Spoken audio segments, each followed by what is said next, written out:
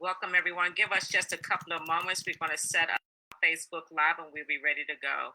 We're live on Facebook. I have started the recording. Council member, you may start the meeting.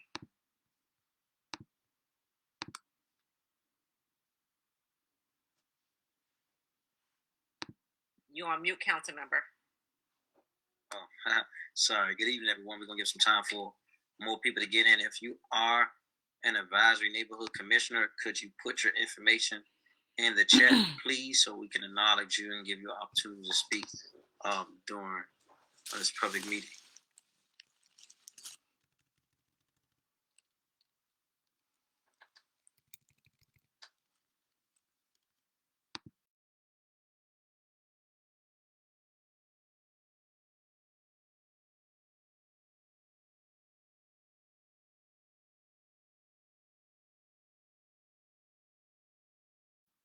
I see we got more people logging in. Welcome, welcome, welcome.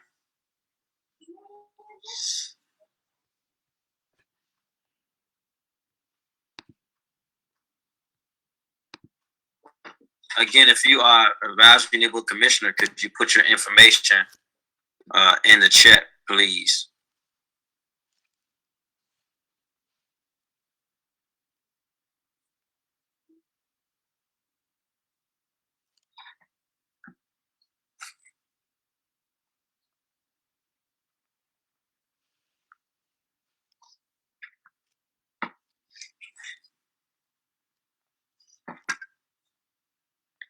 So good evening, everyone. My name is Trey White. I serve here in Ward 8 as the council member here. I want to thank you. I see a few people putting the information in the chat.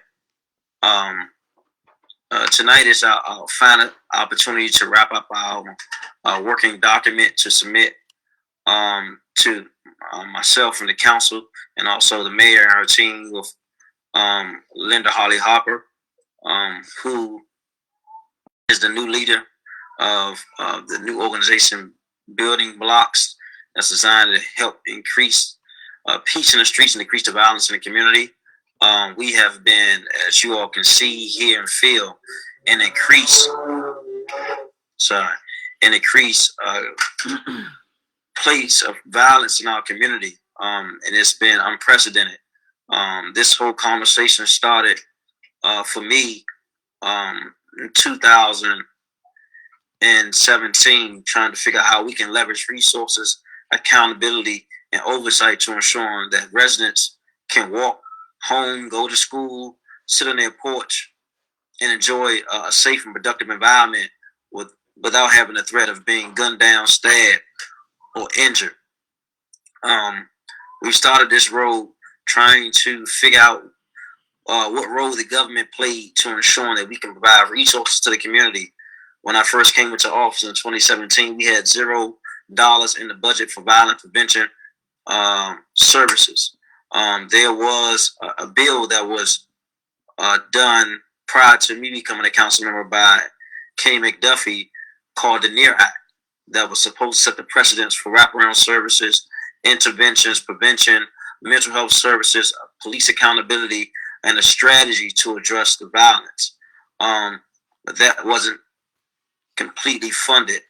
And I felt like we as a community have to empower people to get involved as well, because I just don't believe that police is the end-all solution to address the social issues, social ills of crime in our community, that we all have a role to play, and that we as a government should help provide the resources, funding opportunities, locations where people can have safe spaces and wraparound services, mental health services, substance abuse services, to do that.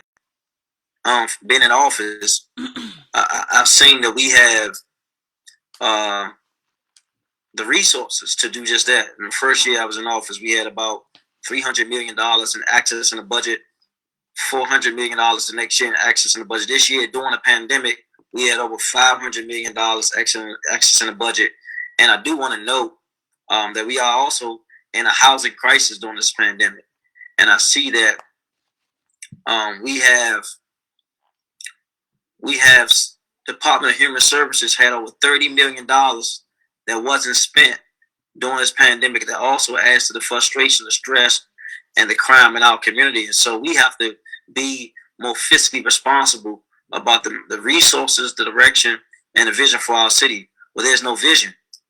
The people perish. And so what we want to do is to empower you in the community to become more active in the community, because, you know, the violence is not isolated. It's happening with our nephews, our grandkids, our daughter, our son, our cousin. And what you feel like don't affect you directly will affect you indirectly in one shape, form, or fashion. I know when I hear the gunshots tonight or go to a crime scene, it does something to my spirit. Because I have a child, several children that have to walk in and out of this community every day. And if not mine now, it may be mine tomorrow. And I've never seen, I've said this over and over again, the onslaught of violence portrayed on women and children in our community. So we should all be outraged. And so it is my belief that we get input from the community, because obviously what we've been doing is not working. And we're going into the summer months, and we are going to have a summer planning session where we can provide safe spaces, activities, and empower nonprofits to participate in organizations or individuals to provide resources, activities, and create safe spaces for our youth and young adults and for our seniors in our community. And so we want to be more as collaborative as possible. We've had meetings with youth during this platform. Deputy Mayor of Public Safety was here. We had, who else did we have? We had the Department of Human Services. We had the nonprofit community. We had community-based organizations. Now we have ANCs in the broader community. And so if you're just joining me and you are an ANC, please put your information in the chat. We want to give you an opportunity to speak during this platform and break off into small groups as we build this working document to submit to provide solutions to this. I don't want to say problem is an understatement. I've seen yesterday in Northeast Northwest, we had at least 2 young ladies shot. So we had the shooting last night on South Capitol, and a stabbing early this morning. So it's happening more and more frequently in our community. And if we don't do anything, we are perpetuating the same narrative that we fight against every day. And so as leaders of this community, we have to figure out a way to decrease the violence and provide opportunities for those who don't know who they are, don't know whose they are, and see no other result than commit acts of violence in our community. And we have to do something about it. And I want to thank everyone for joining tonight. And so I'll go down the list. If you want to introduce yourself and give a brief comment, we can do that. So I'll start with whoever put the information in the chat. So I see ANC Jamila White from 8805. If you can give introduction and brief comments, that'll be beautiful. Good afternoon, everyone. Sorry I can't get on camera. I am driving right now, but I'm Commissioner Jamila White for representing Historic Anacostia 8805. I'm happy to be here. Looking forward to this conversation on how we can address some of the root causes of poverty. I appreciate Councilmember White bringing up housing. We know that poverty is the main driver of violent crimes. And in this region, that housing instability and housing insecurity is the main driver of poverty. So until we can truly tackle housing, combined with some anti-racist policies, we're not going to be able to get out of this situation. So thank you so much, Councilmember White, for your leadership in this. I yield my time. Thank you. We'll go right down the list. Advisory Neighborhood Commissioner Ab Jordan, Single Member District 8D03.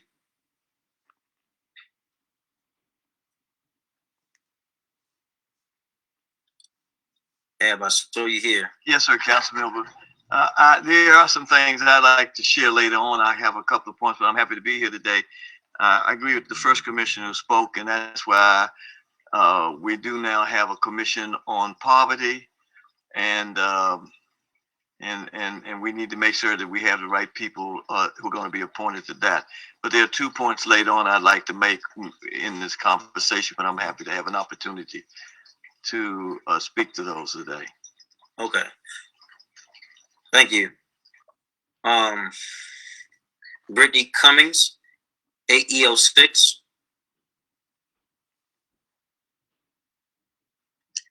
Hi, thank you. Appreciate you putting this together today. I certainly agree with Commissioner White on her comments about the root causes, and also just have heard a lot from the folks in my SMD that they really just want to have more productive outlets for youth and for young people to be able to sort of stay away from some of the situations that can lead to violence. Obviously, that is certainly not a be all and end all, but I know that that is something that is really important to my neighbors. Just considering the fact that, unfortunately, and certainly while the Fairview Hope Rec Center is not finished yet for its redevelopment, we really don't have a lot of places or a lot of things for folks to get into, and it can create, idle hands, which can, lead to some unproductive outcomes. So that is definitely one thing I'd like to consider. Got it. And I look forward to hearing more from you as we continue the conversation tonight. Tasha Powell, 8CO3. Good afternoon, evening. I don't really have much of a voice, but I just want to thank you for providing this platform, and I just really look forward to hearing from everyone, and just hopefully providing some insight where I can, solutions where I can, and then just learning from everyone tonight. Thank you. Thank you. Humam Abdul Malik, 8B06.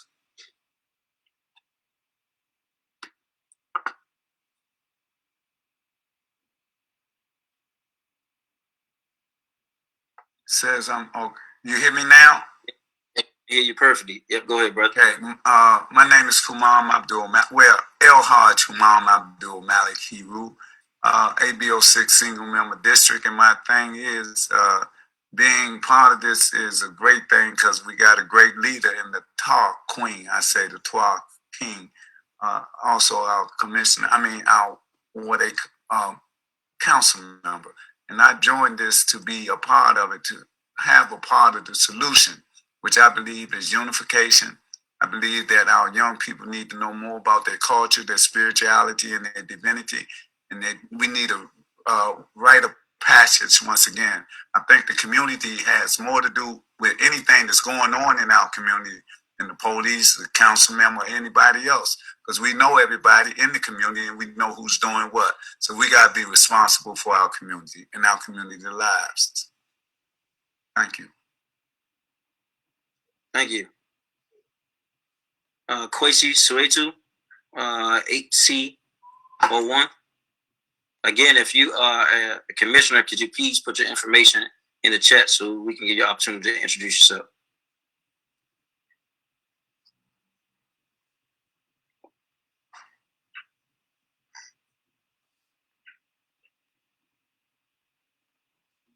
I'm sorry, I was muted. I thought I did put my information in the chat. Can you all hear me? Hello? Yeah, we can hear you. Go ahead. We can hear you. All right. Okay, my name is Quasi Setu. I'm 8C01, single member commissioner, and I appreciate Trayon you hosting this meeting. Talk about public safety, and I'm very concerned about one of my biggest things is police accountability in this city, and particularly in this area. We've had 2 deaths at the hands of police in my district alone just this year with no accountability. And I would like to change that. I think we need to change that, and I think that would go a long way and being able to help us organize in our community and make a difference. So those are my concerns. rationale for. Thank you. Sorry.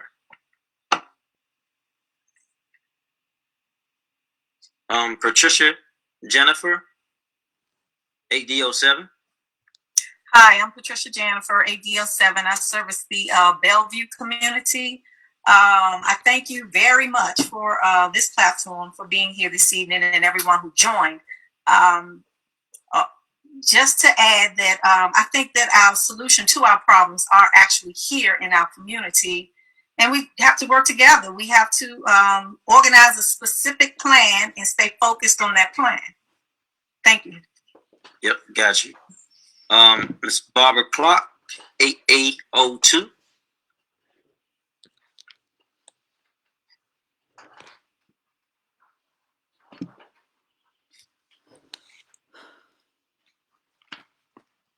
Rationale.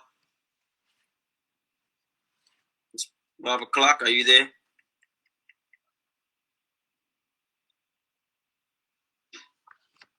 I had to unmute myself. There we go. Okay. Good evening, and I wish to thank you for having this forum. And I too believe that poverty, housing, and we need to have some kind of outlet for our young people. And we seem to have a lot of angry young people. And if we could find some way to keep them involved in some kind of activities, I think that would help with some of the problems, and someone could find out really what's going on with some of them anyway. And thank you again for having this forum. Thank you. Charles H. Wilson, Chairperson 8B.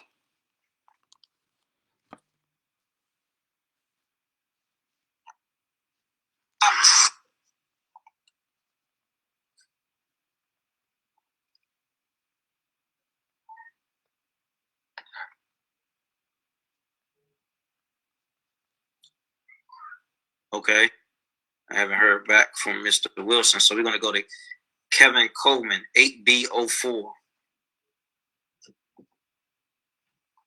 Hello, everyone. Can you hear me? Sorry about that. Councilman White, can you hear me? Yep, I can hear you perfect. Hey, how y'all doing? I'm gonna stop my video. Hey, how y'all doing today? Commissioner Kevin Coleman, 8B04. Thank you, Councilmember, for conducting this meeting today. My issue with a lot of the public safety is a lot of the buildings that's going up, and a lot of them I feel like are not really benefiting our communities. Rather, they're taken away from our communities. It makes the community look good, but the people who live in the communities are not going to be able to afford them. So that's just my spiel for now. I look forward to talking to you and working with all you guys. Thank you. Thank you. I see Mr. Charles H. Wilson is back. Go ahead. Yes, my apologies. Thank you, Councilman, and hello to all the rest of the parties. I'm not sure. Is there a question or you just want a general comment from me?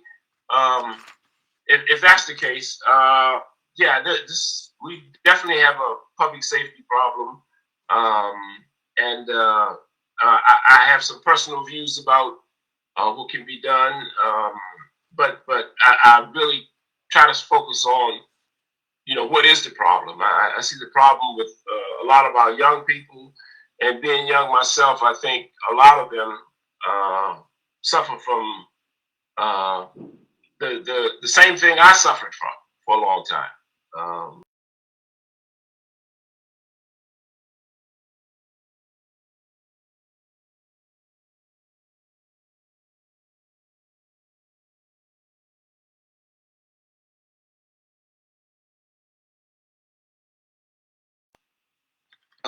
Commissioner Monique Diop. Good evening, everyone. I'm Monique Jope, and I represent the Bellevue area. I just think one of the ways to help prevent crimes in our community is really just to get out more, start knowing your neighbors in your surrounding area. For example, where I live at, I noticed that there's an outside pop-up market that just opened up. There's a car wash out here, And so I'm having a community walk with some of my foot traffic, and also bringing up DCRA and additional people up here to give them some services so they can start their own businesses probably. So we just need to come with some solutions on getting these people off the streets, giving them something to do, opening up the rec centers, and just being more community engaged.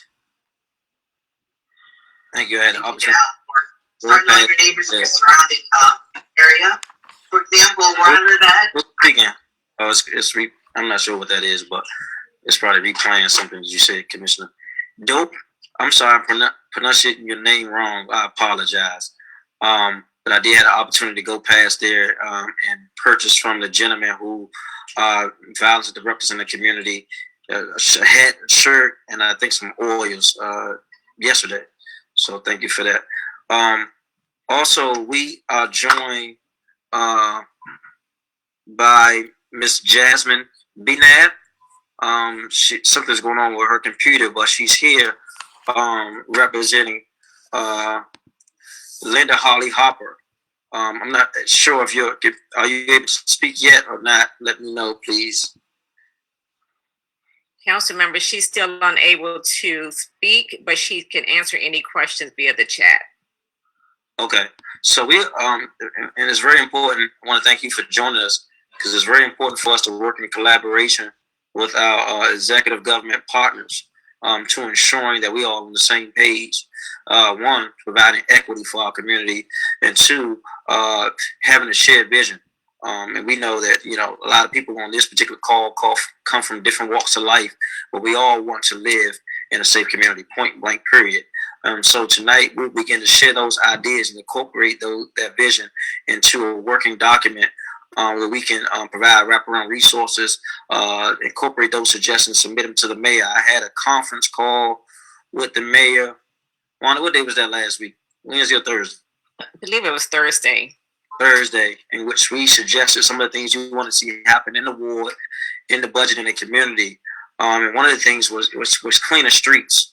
Like, the streets are too filthy and dirty. I just believe there's a correlation between pollution, poverty, and crime. And so we began to have those hard, honest conversations about what we see and what we want to see happen. We want to thank Mayor Bowser for her commitment to want to see Ward 8 reach its greatest potential. And I feel like it's now or never, because the way the violence is escalating in the community is unprecedented. We had 922 people shot in the District of Columbia last year, and we're superseding that number already this year.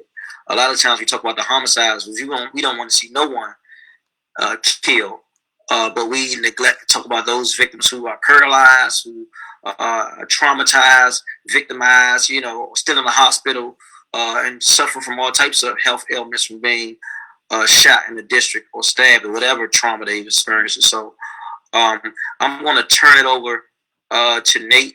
And if you now we got the agencies. If you have an organization, could you put your organization in the chat as we break out? And we want to know who's in the room and what value you add to ensuring that we can live in a safe community, because we all have a responsibility to help out. If we live here, was born here, or want to serve here, we can all make this community better. And one person can't do it alone. And so I turn it over to my committee director, also Ward 8 resident, Nate Bennett Fleming. Go ahead, Nate. Right.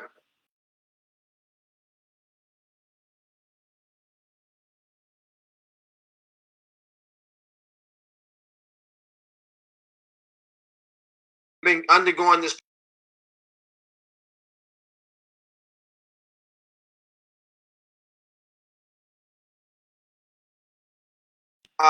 community-based organizations, returning citizens, all to get input and engagement so that we can put this together in a comprehensive plan that has short-term, medium-term, and long-term suggestions as it relates to the budget, legislation, and community actions that we all can take to make our ward and our city a safer place.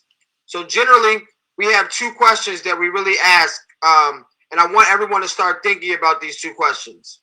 The first is, what ideas do you have that can make Ward 8 in our city more safer. So we want ideas from you. What ideas do you have that can make Ward 8 and therefore our city a more safer place?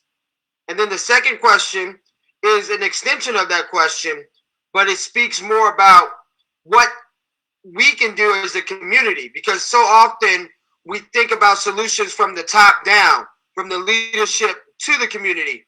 But when it relates to public safety, we all have a role to play. We all have to make commitments. So this plan also seeks to find things that we can do as a community, or things that people can commit to in the community as it relates to reducing violence. So the second question is, what can the community commit to doing as it relates to reducing violence and improving public safety? And then finally, given that this meeting has ANC commissioners, we're really interested in hearing specific suggestions that you guys have, being the eyes and ears directly in our communities. So if you are in a community, or you have a neighborhood, or you have issues, or you have specific suggestions that come from your single member district, or come from your community, or come from your neighborhood, we would like for you guys to provide that as well. So at this point, I think I accidentally muted myself. So at this point, the next phase is we're going to be going into breakout rooms. We'll have 3 breakout rooms, and we want to give everybody in here. We have about 45 people here, and we want to give everybody an opportunity in a small group to answer these 2 to 3 questions. And after we have a short discussion, maybe 25 to 30 minutes, we'll come back and we'll report out. So each group will have a moderator, and that moderator from our office will either get someone to volunteer to report out, and they will support that person, or they will report out for your group. I wanted to ask Wanda Lockridge if there were any things that I didn't cover, anything that she wanted to add before we move on to the next stage.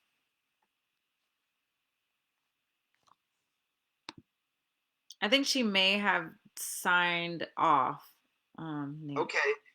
So Tori, who's putting together the breakout rooms? I am, Nate, and they're prepared and ready to go. Okay, so we're going to go into these rooms now where we'll have these small discussions. We want everyone to talk, everyone to be engaged, so we can get everyone's input.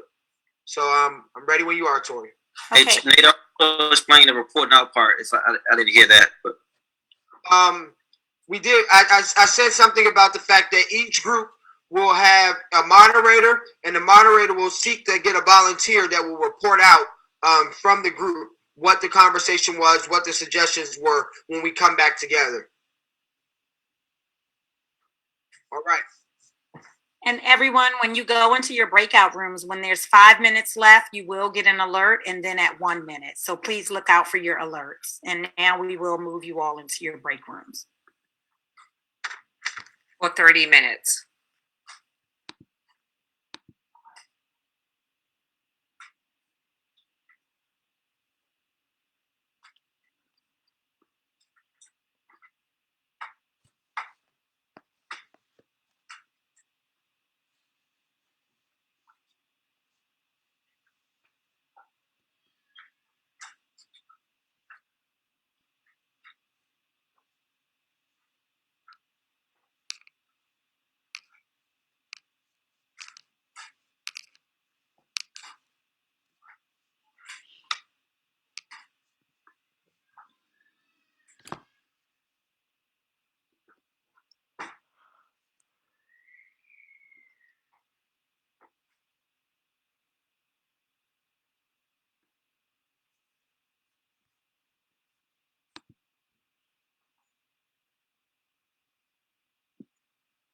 Looks like everyone is in their breakout rooms.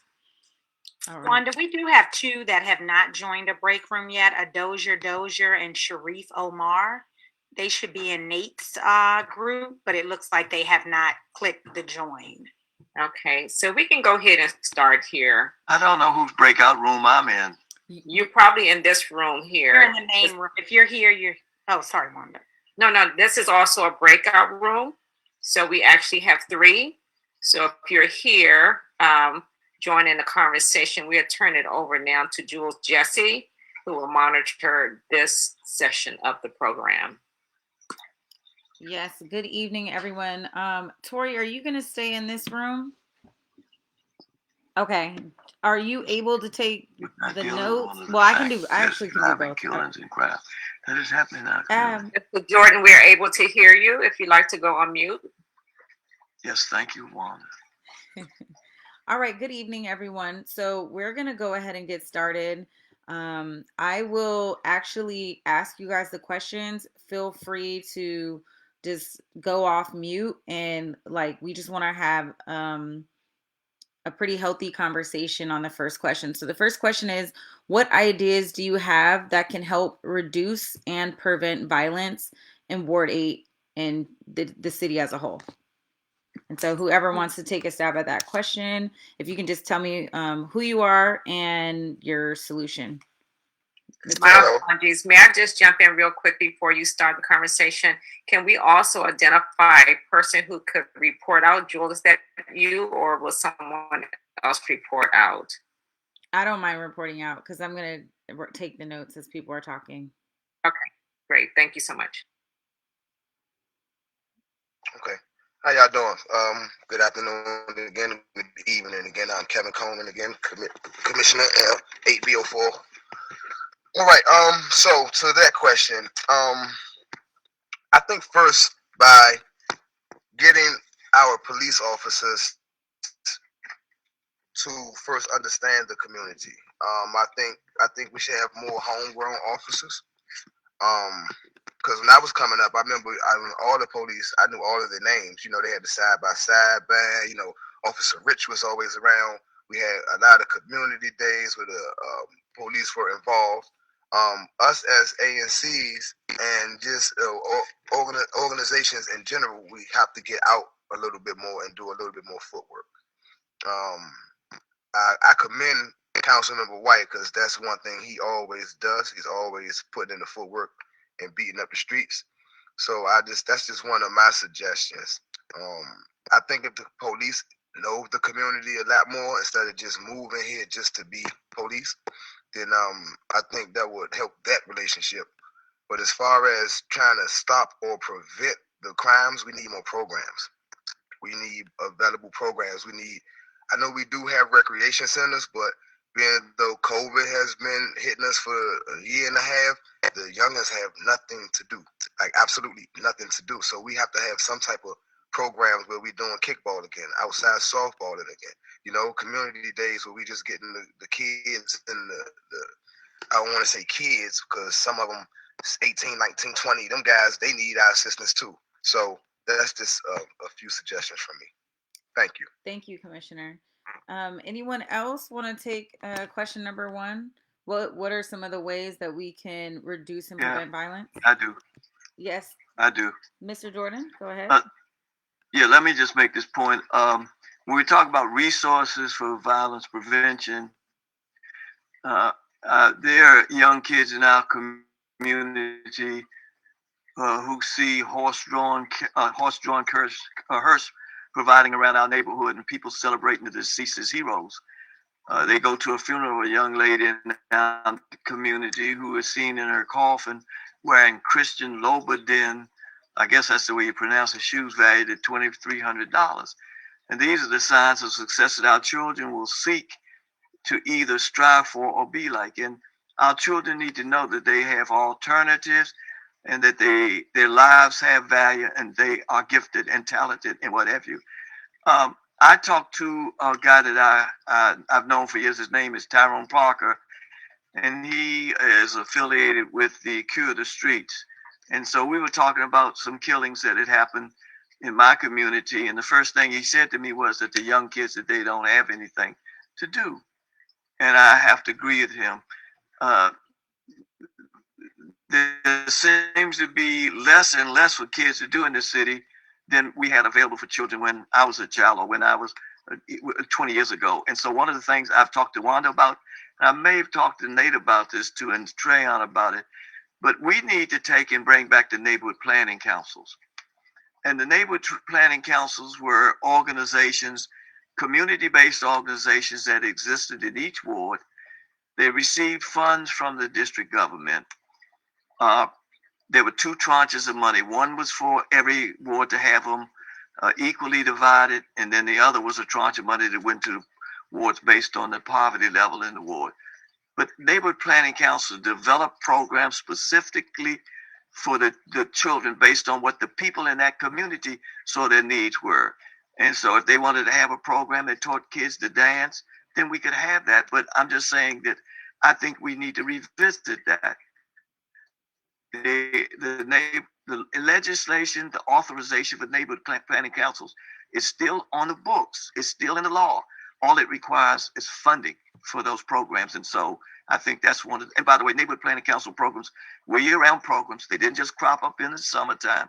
Kids had something to do every day, and that kept their attention, but helped them to grow in terms of what they understood the community to be, our city to be, the world to be. They had a chance to explore many things that would help them develop the skills and talents that they are gifted with. So I would offer that as an alternative, that we start investing in our children.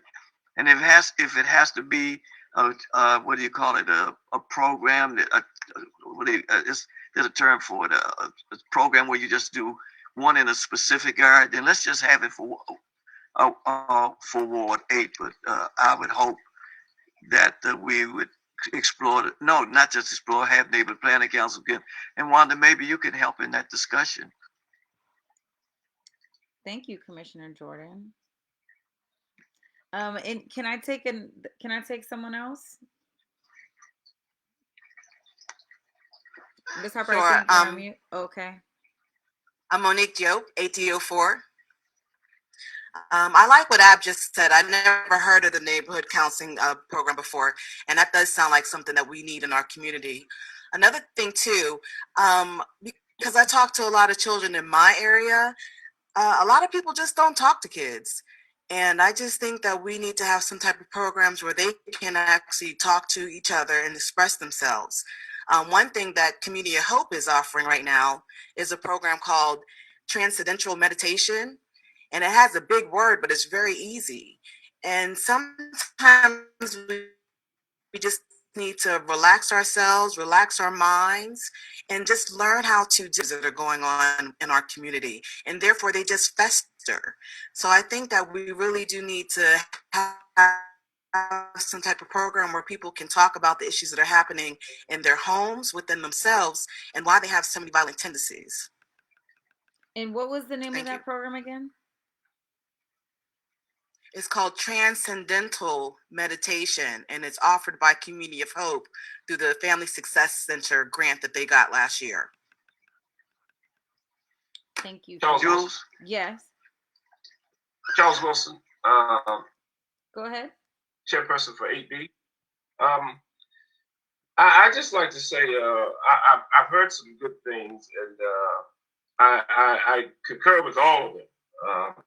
I believe whatever works, and trying to get the best solutions to some of the problems. But I look back at my own childhood, misguided, confused,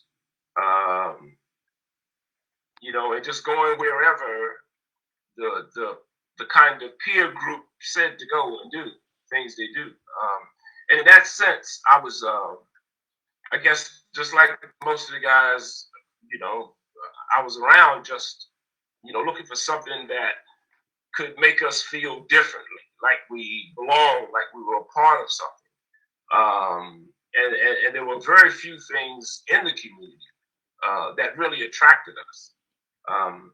It wasn't until I was older and got to begin to look at really myself as a man, as a responsible person in my community, what that would have been or looked like in my community was only when I realized that it was myself that I had to really kind of adjust to. Right? There were very few things in my community that really attracted me, and what I needed most was take a serious look at myself, my perception of myself. I felt like I guess, I didn't matter unless I fit up to the image. And it was always an image problem of me being confused about myself as a black man, as a responsible man, as a father, having any kind of responsibilities in my community or neighborhood. Do you think there's anything specifically? So it really just had me distracted and confused. So I just say that to say that one of the things I realized from that was that, like a lot of black men and a lot of people in our community, we suffer from deep emotional and psychological issues, problems that go back years, through generations, and we come to adopt and follow these patterns as if they were normal, and nobody ever says, hey, you're people who suffer from grave emotional, and mental disorders in some cases, certainly emotional. And you walk around and act as if you put on some nice clothes and a nice car and flash some money, you all right, you will. And it really doesn't happen like that. In most cases where people are traumatized, you immediately see some grieving counselors, people to assist them through that grieving process. Yes. And that has never really happened, I believe, to us or for us as a people. And as a community, we kind of tend to shy away and look down on people that do mental health services. But that's the mental and emotional healing. Yes. I found out that works best for me. Thank you. So we're going to jot down some looking for strategies and ways to mitigate that and address that. Miss Beverly Smith, I see your camera came on. Did you want to speak? Or I'm sorry, Miss Harper, I see that you came off mute. You want to go ahead?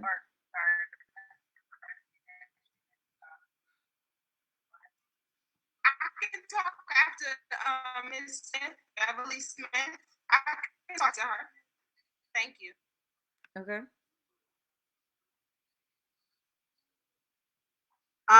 No, actually, I didn't have anything to say. I was just turning my camera on. I'm used to doing Zooms where I have to have my camera on. Okay. So,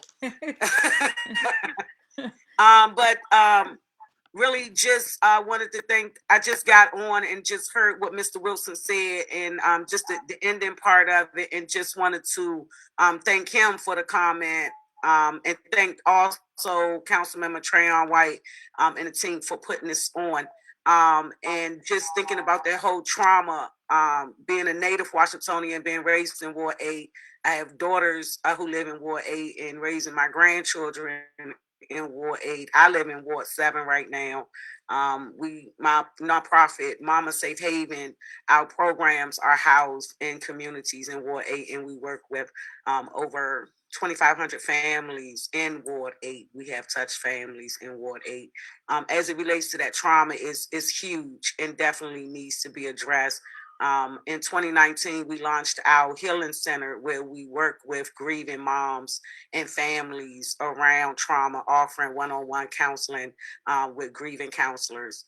And it's supported by the community as it relates to just being able to break down those walls and just that thick exterior that we get on us as it relates to people that want to come in and help for various reasons. So just understanding the intentions of someone coming into the community and wanting to help and why they're doing it is really important. So just again, grateful for this platform to be able to have these open discussions about what we could do and how we can push those resources to organizations that's providing real support. So thank you for that. Thank you, Jules, for that. Good to see you. Ms. Harper, I'm going to offer another question for you if you want to take a stab at this one as well, because we're about halfway through. Now, I want to back on that. I want to piggyback on everyone else. Okay, go ahead. Thank you. Like Ms. Smith said, I would like to thank the council member for having these type of I think you're having some audio issues. And I've been on several as it relates to my particular community that I live in. Ms. Harper, we can't hear you. Can you hear me now? No, it's a little bit broken. Can you hear me now? It's a little bit broken. We're gonna maybe if you I was gonna maybe if you log out and come back in and then we'll take you first. No. No. And now okay, so when Miss Harper comes back, we'll take her. I want to move into our next question. I'm sorry, may I have a chance to chime in? Yes, go ahead. Hi. Okay. Hi. Good evening, everyone. I'm Commissioner Shaquan Hudson, AEO5. So I'd like to first share with everyone. I just recently graduated from UDC in 2020 with my bachelor's degree in criminal justice, with concentration in criminology, and with my field of study within the criminal justice field. We can strategize so many resolutions and so many ideas that can bring about a change to the community that can decrease the amount of criminal activity taking place. But if the community does not want to change, then that change will never be able to present itself. And I'd like to commend Commissioner Abb and the others who have stated, that I'm sorry, I'm getting a block right now. Sorry, who have stated that, why is this happening? Excuse me, I'm so sorry. I had a rough day today at work. You're fine. Excuse me, but sorry. You're fine. We're family here. All right. Excuse me, everyone, but yeah. I'm sorry. Let me just pause. Let me just pause for a second and then come back. Okay. Sorry. I'm going to move on to our last question, and I'm going to offer it to the group. We want to know, what can the community commit to doing? What kind of commitments can we make as a community to make the ward safer? And so I see a couple people who haven't spoken yet. I'd love to hear from all of you guys. What kind of commitments can we make as a community in order to help make the ward a safer place? And if you haven't spoke yet, please, come on. If you don't have to get on camera, if you just have anything that you want to offer, if there's something that anyone else said that you want to kind of offer your thoughts on that, we're happy to continue to discuss that. So please chime in. All are welcome. All right. Hi, my name is Mary Campbell. I'm a newcomer. Hi, Mary Campbell. And so in order for us to change, like the young lady previously said, we have to have a desire here in Ward 8 to be a change agent. And I don't think we have the message out there. I don't see it. I don't hear it. So if I don't see it and I don't hear it, I don't think the young people see it and hear it. The first thing I don't see is a clean environment. So when you walk down Mississippi Avenue, what is the first thing you see? Can anybody say? It's trash everywhere. When you go over on Mass Avenue, what do you see? Clean streets or people cleaning it up. And so that's a big indicator of how people feel about themselves and the environment that they live in. And so in order to change, we have to get the message out there, and it's not there. And secondly, there's no consequence for our inappropriate behavior. For example, someone got shot right behind my house last night, right? And the police was there for a second. Haven't seen them there since. And so if they're not there, they're not asking questions, they're not interviewing witnesses. So that crime will be yet another Black individual's death gone unsolved yet again, because we're not in another ward. And again, we become numb and nothing gets done.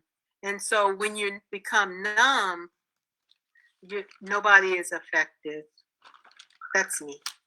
Thank you, Ms. Campbell. Thank you for offering that. And the council member is really big about tying pollution and really a lack of a clean environment to public safety. So that is definitely something that's going to make it into this comprehensive plan. I did, Sure. yes, Commissioner Jordan, Mr. My name Ab. is still Ab, but anyway. The concern I have is because Shaquan just made a good point about you can't change people unless they want to change them. The concern I have is what or who do we need to change? Okay. And we're not coming to grips with the reality that we have a culture that we are struggling against. And some of us live on one side of the culture, and some of us dip and dab in the culture, but that's the culture of fast money, so to speak. And it involves around drugs and some other things that are driving the violence that we're seeing. And so let's be honest about it. It's not the dirty streets that's killing people. It's not the dirty streets that's making people feel unsafe. It's people who are doing this. So I would like to see us try to come up with strategies for reaching out to those folks who represent the underpinning of the culture that is creating the violence and what have you. That's the moms. That's the girlfriends or the wives, or that's the significant others. Because what happens is we've been devaluing some lives, and we're saying that they don't have any meaning. At the same time that we're saying that there are some other lives that are important and what have you. And I'm saying we have to get to the point where we start saying all lives are important. The council member mentioned earlier about people who are being shot and are being paralyzed and what have you. But we never think about the people who died of a drug overdose, or we never think about the people who have been psychologically destroyed because of the things that are happening, the drugs and stuff that are being sold. So unless we're willing to come with that, I don't think we're going to make any real serious progress. And so I think we need to come up with a strategy, and the government can help us to provide the funds to help us to reach out to these folks who are benefiting from those who are doing the illegal things, to try to win them over, to try to convince them or to help them to understand that what they're doing contributes to the problem. And I don't have the solution to that. But if we had funds to provide programs and resources for people who have those skills and ability, then that would help. There was a brother mentioned earlier about things that were happening in terms of our community, about trauma and what have you. And one of the things we could try to do is to have a big conference with Dr. Joy DeGroot, who could help educate us on post-traumatic slave syndrome. I mean, so there are ways in which we can educate the public so that they would be in a better position to go and talk to some of these people who are supporting, who provide the underpinning for this counterculture to help us become better agents in terms of addressing the problem. Thank you, Ab. Ms. Harper, I see you made it back. We're ready for you when you are.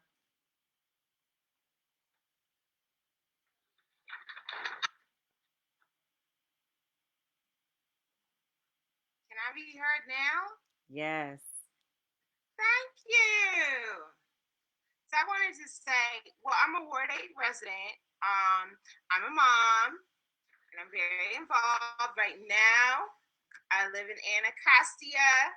Before I lived in Congress Heights, just context.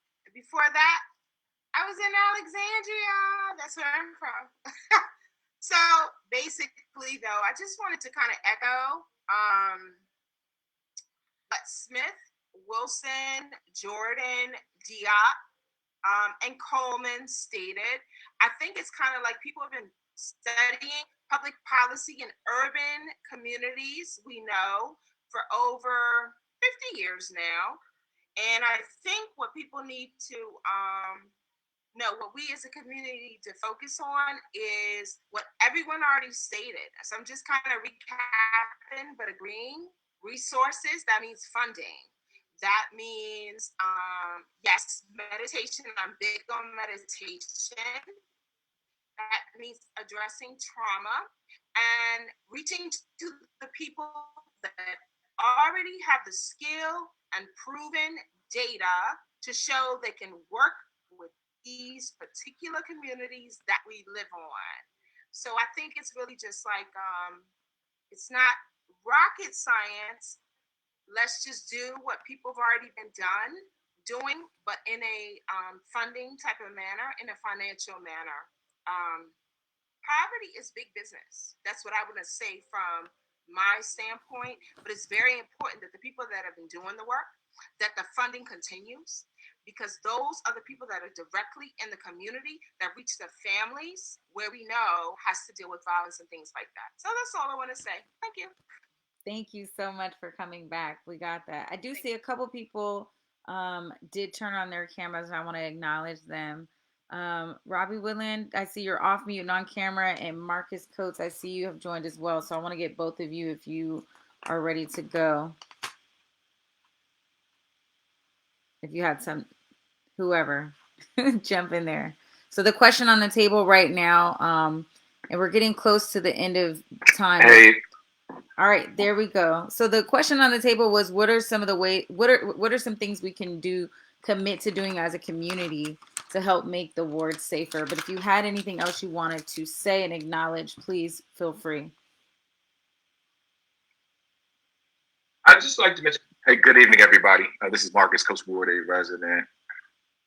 So I just had a few things that I wanted to speak on. And one of the things that I see on this call, and I frequent these calls quite often, it's always the same people on the calls.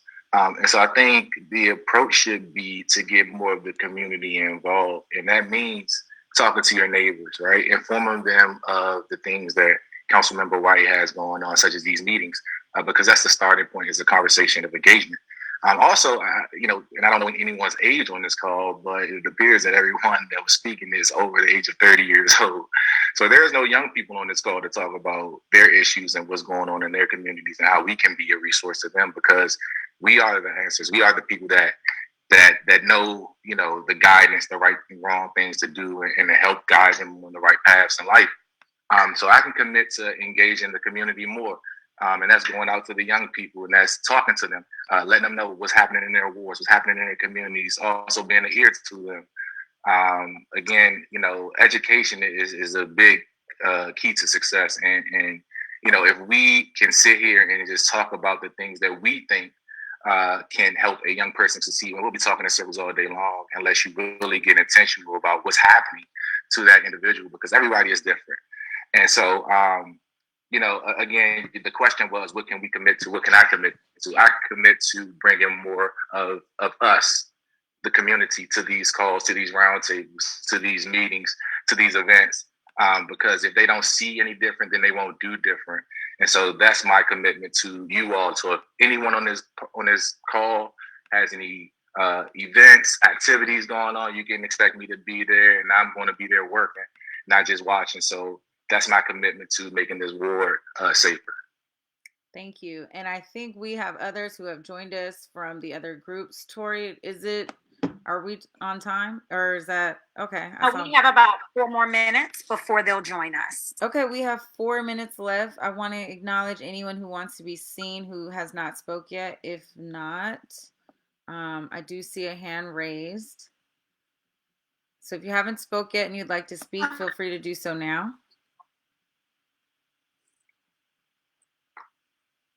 Hi, this is Mary again. This is my hand raised. We talk about money and benefits, but we can look internal to what the district already has to offer.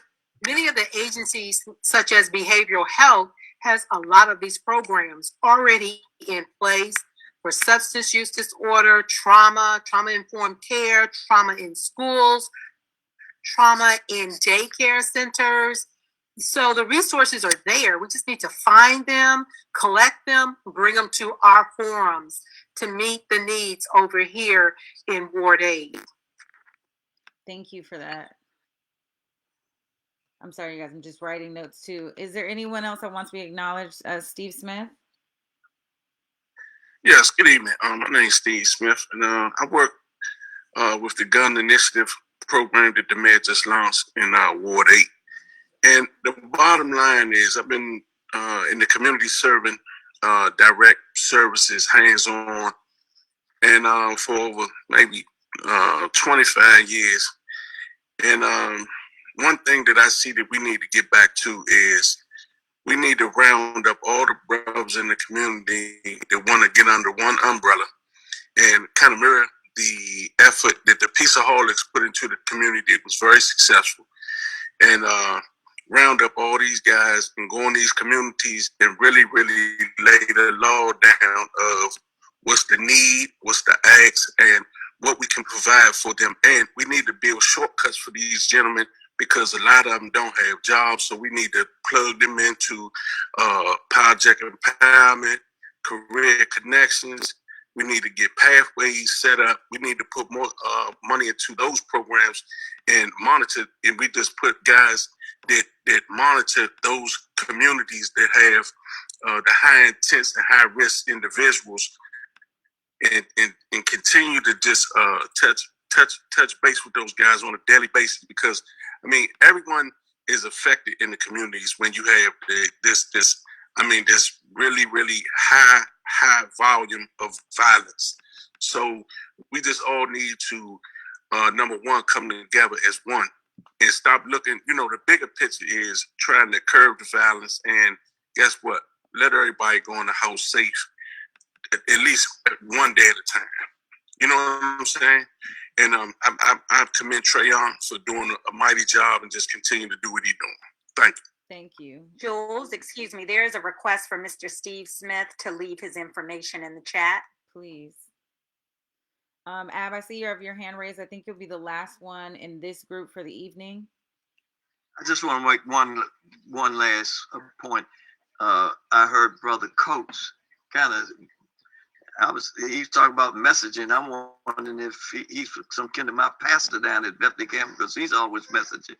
But I just wanted to make this point is that, yes, it's important for us to talk to these young people, but it's important for us to have a message that is focused and targeted and is aimed toward achieving the very goals we want. Because all of us can have a rapport with somebody, but all of us may not be saying the same things to them. And so we need to come up with talking points that we're going to use when we're out talking to these young people. Thank you. Thank you. Jules, the rest of the participants should be coming back in about 30 seconds. Okay. Ms. Hudson, you got 30 seconds. All right. Thank you. Thank you for that. So I hear this a lot. We can, what they need to provide this, what they need to provide that, the resources and things like that. But I just feel like providing those resources would almost be like hovering the internal problems, because it's like, okay, we're going to provide these resources. We're going to provide all the needs and things we have to address the issues. But I feel as though if the community approached the issues within the community with a listening ear first instead of providing resources, I think that'll bring about 100% understanding to each and everybody on both ends of the spectrum. You understand what I'm saying? Because I've been a Ward 8 resident for 8 years now. I've been an innocent victim of gun violence each time. And so when I became a resident of Ward 8 in 2013, I was able to immediately witness how dismantled and deconstructed our community was. And so what I wanted to do to be more engaged and civically involved with the community was I went and I obtained my bachelor's degree, as I was trying to state earlier. I went and obtained my bachelor's degree in criminal justice, concentration in criminology, to see how I can help with the grieving moms, see how I can help with preventing violence and things such as that nature, because gun violence and homicides, the increasing rates of homicide, that is the most uncured disease within the Black community. And with my background and my knowledge and my skills, I've been able to develop how police officers can go into their geographical system and collect their data and go off the statistics of categorizing the crimes that's been taking place in the Black community. And so when I do that on a daily basis, the most things that are jotted down or taken notes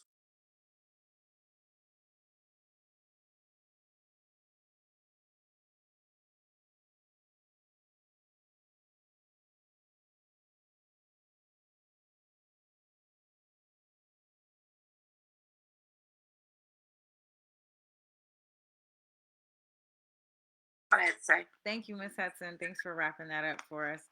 Nate, the All right. meeting is yours. All right, thank you, Jules. So it seems like everybody had some great conversations. I know we were talking to the last second in our group, so it was very engaging. So why don't we kick it off with the group that I moderated, and then we'll have the other reports, and then we'll close out with the council member.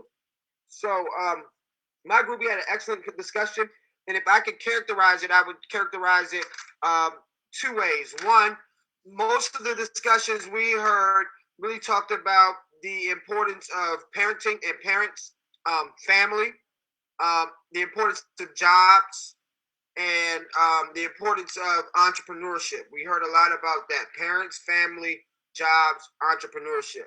And then we heard from Louise Thorne, who was on our call, and she characterized the needs of the family as the need for dealing with housing, mental health, and parenting. So a lot of we heard a lot about parenting, a lot about the need for caring adults, a lot of need for more mentorship, more mental health in the community. And then we had a powerful comment from a teacher that was in our group that talked about neighborhood beefs and how neighborhood beefs flood up and start problems with young people that she engages with. She teaches sixth grade, and how there's conflict that results from long-standing generational neighborhood beefs and the need to address and provide more caring adults. We talked about how do we build more of a village. We've heard this in previous meetings, and how do we build more community?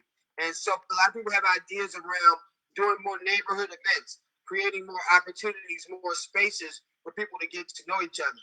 Then we had a person in our group, Sean, who spoke about the power of jobs, how jobs really transformed his life, his job working with DC Water, how it transformed his life, his thinking, and how that can apply to other young people in our ward, and how, that there's young people that don't really want to be doing what they're doing.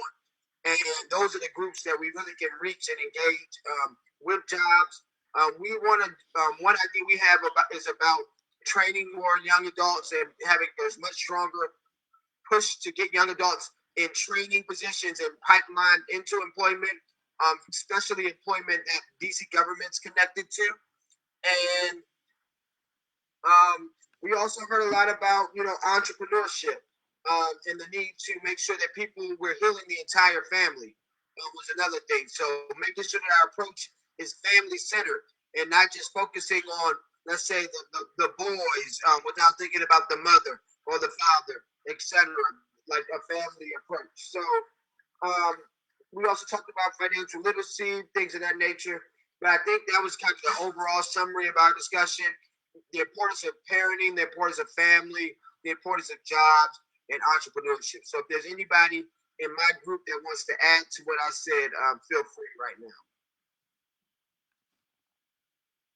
If not, we'll move on to your group, Jules. Sure. Okay. We had a really healthy conversation. I'm not sure if I can tie it in one topic, but we talked about having more homegrown officers that understand the community, and that can actually be more more relatable to the community itself, and kind of just understanding the culture, and also increasing programs that are adaptable to COVID. Um, we talked about, and Ab brought up a really good point that I think a lot of people agreed with in our group, was to bring back the neighborhood planning council that received funds that would be kind of disseminated to programs and activities specifically for that neighborhood, and that would be like a year around programs.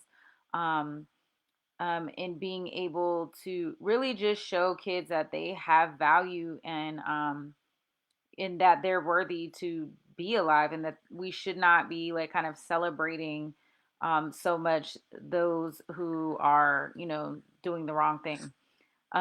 We Another big point was really more unification, and unification in the community and having the kids meet each other within the community. Because right now they're living around each other, but they don't know each other. And so kind of offering programs and ways for them to kind of get to know each other. Monique Diop mentioned a transdental, I hope I'm saying that right, communication program, which is a lot about unification and ways to communicate. We talked about ways to mitigate deep psychological issues and more services that kind of address that root cause and trauma. And Chairman Wilson offered kind of that. We had Miss Beverly from Mama Safe Haven come on and talk more about, just trauma related services. A lot of us were, coming up with ways like what can we do to strategize some of the solutions for the community in order to adopt and make this work.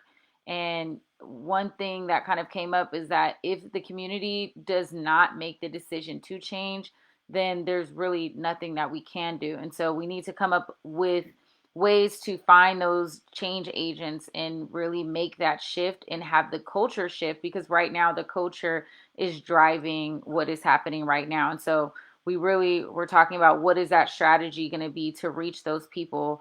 And Ab, kind of mentioned that we really need to look at the underpinning, the ones that are, look at those who are supporting those people creating the violence, which are the wives, the girlfriends, or the grandmothers, and how can we offer services to them to kind of help shift the narrative where it is now. We also talked about bringing some type of conference to educate people on PTSD and trauma-related services. There was conversations about cleaning the neighborhood and just, if a cleaner environment should help to begin to have people, kind of take care of their community more, and really implementing consequences, because right now there are no consequences for inappropriate behavior. The idea of just, again, including more resources, more funding, more meditation, more addressing trauma, just more ways to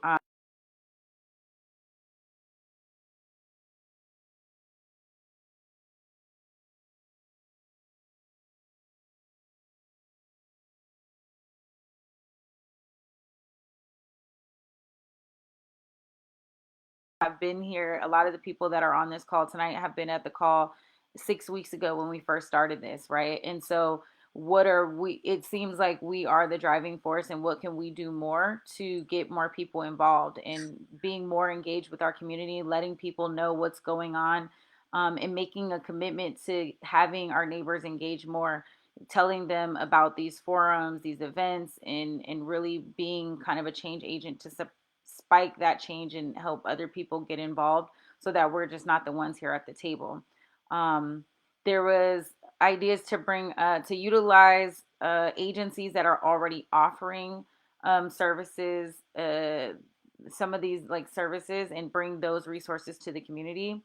And then, rounding up some of the guys in the community, some of our men in the community, and really marrying a program that Peaceaholics did back in the day to have people come together, have these communities come together, in navigating different paths and offering shortcuts to the men that are high risk in the community, and getting them into jobs and training programs, and staying close to them, monitoring them on a daily basis, and having people really work with those high risk individuals.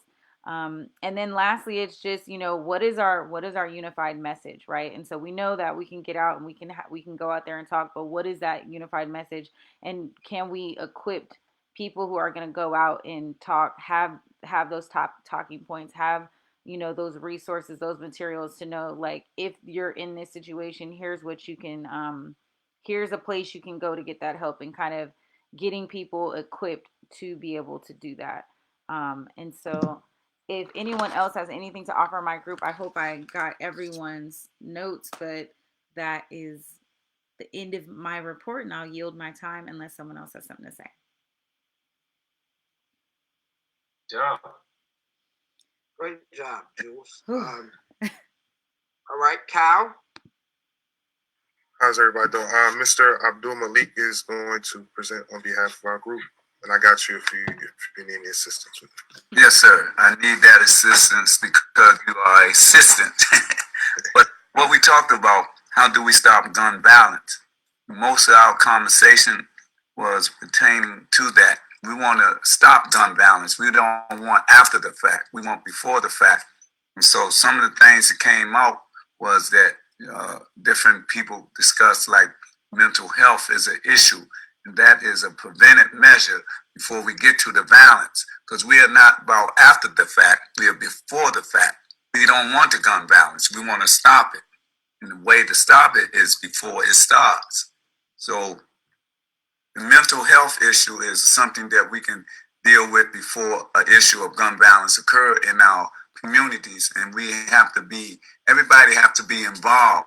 All the ANCs, all the council members, workers or whatever, but the community is the one that can stop it in all the district, the single member districts.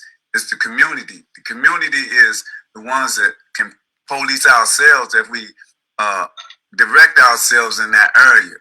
And we deal with issues in our community because, like was said, in each group, I know that everybody that's doing something in the community is known by the girlfriend.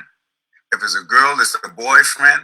And if whoever, just the mother, the aunt, or whatever, that they're getting benefits from whoever doing this, the gunplay or the hustling. So we got to deal with the mental, spiritual, and culture aspects of that. And that all comes in the mental health department. We also talked about wraparound services. Again, this is preventive measures, not after the fact. We don't want after the fact. We want before. We want to prevent the gun violence from happening in the community.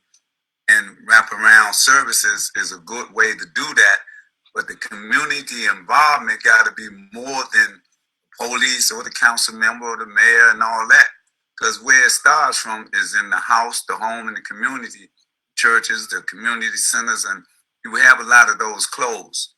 So when we get beyond that, then we deal with the community with maintaining in the community or in the apartment complexes or home or the areas like 21st is houses in my small member district. 21st is houses, 23rd is houses, street, and 24th is like houses, but like my street is apartment and houses. But we got to come together as a community and deal with these activities that's going on in our community because we know who's doing what, such as myself. Adults, the elders, and all. And the young dudes that's doing what they do. I know them every day. I walk past them, I talk to them, they look at me. They talk to me because I can communicate. I don't have the fear not to communicate because I'm a community activist and I've been where they've been. So I see what they see or feel what they feel. So we have to be involved in the communities, in the housing projects, apartment complexes, and the homes. We got to come together in our communities as the people in the communities and police our own communities. What I got from that. Then also we was talking about helping families to deal with the trauma, but that right there, that's after the fact. We want before the fact, but that did come up in our group. So that's an aspect of it also, but that's after the fact. And we want to stop gun violence.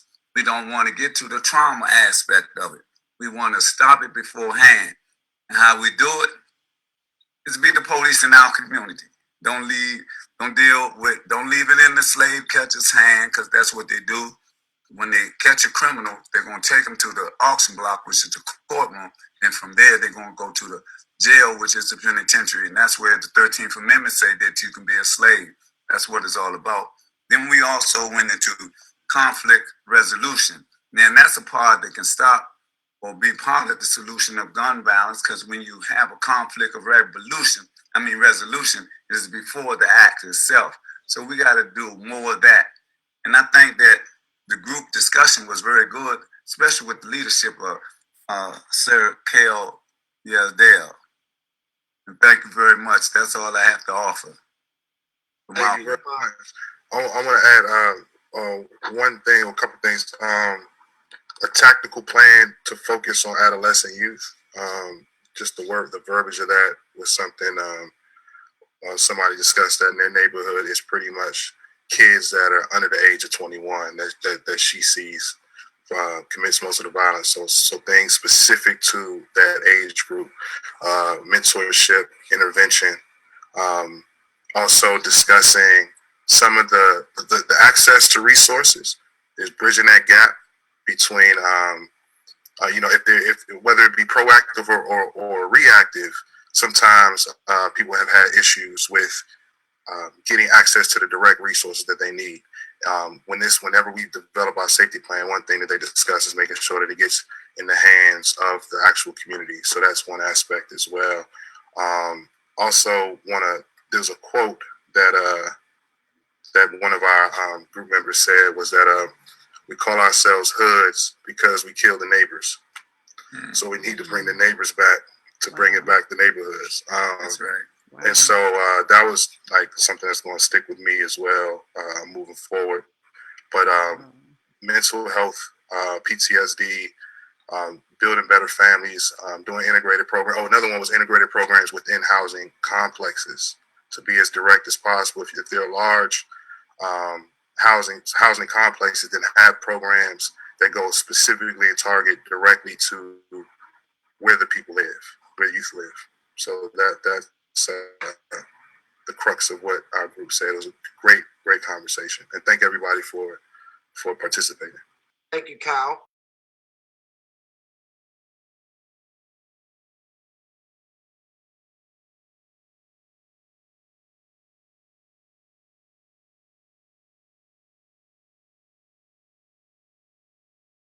That as well. I went into a few of the rooms and heard some of the dialogue, and I'm gonna tell you that the discussion has been enriching.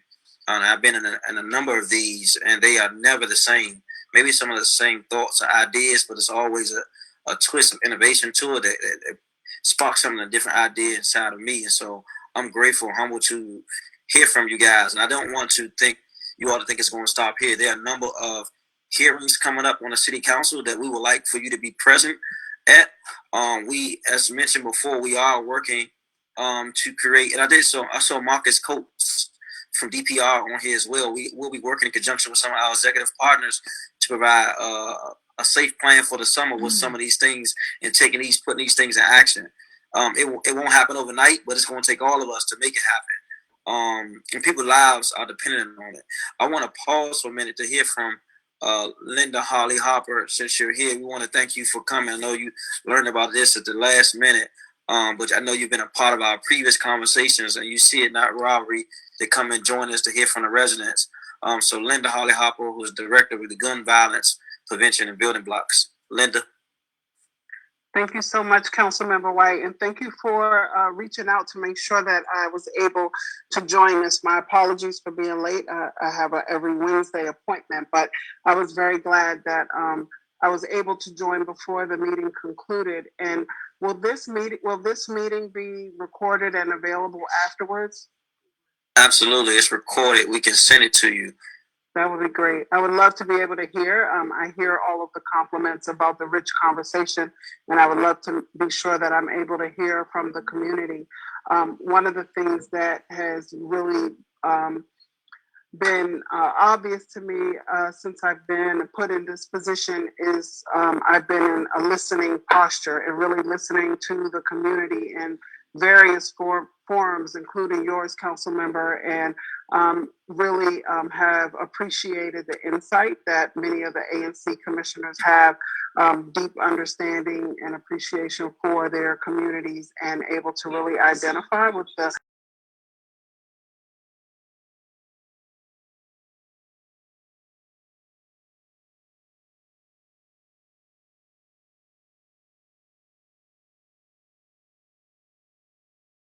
Thank you. And just so you know, as promised, we are wrapping up our working document. You started this conversation on with us, and we will be having some extensive dialogue on how to incorporate that into a strategic plan in conjunction with what you all are doing there at Building Blocks.